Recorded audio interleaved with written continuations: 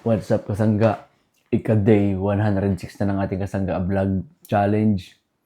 At kung ngayon natin Kasangga nagkita, ako nga pala si Kasanggang Jumil, ang machinist entrepreneur dito sa bansang Australia, na naniniwalang ang kalaban natin dito ay yung ating kahirapan ng ating sitwasyon na patuloy na nagpapahirap sa atin, no? Hindi madali dahil most of the time nagtatrabaho tayo at puspusan talaga tayo maghanap buhay para tayo ay maging maayos ang buhay natin dito. At pinaniniwalaan ko, Kasangga, naniniwala ako na tanging pagnanegosyo dito ang sagot para makaalis tayo sa sitwasyon na yon. Opo, negosyo, yung negosyong legal na may pag-asang mapalago natin to, no?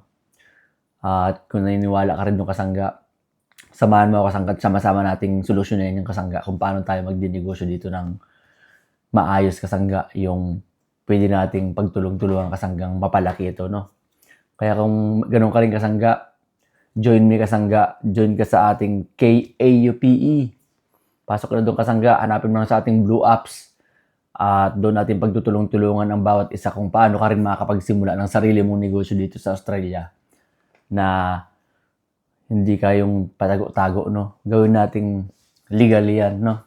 Kung may puso kang pagninegosyo rin, no? Kasangga, ngayong araw nga ay ano nga natin ngayon? Pa-weekend na naman. Halos last day na naman ang ating trabaho, no? At ang bilis ng araw. Kape-kape lang muna tayo bago pumasok. Breakfast muna. Kasangga. Spray na. Ayaw ba hindi? Pwede na spray na, Bibi po.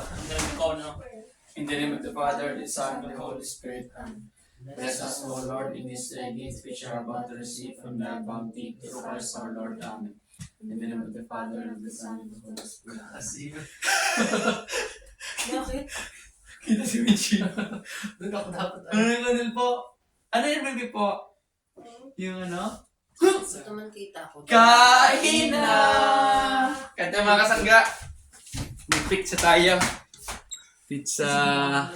Ayan.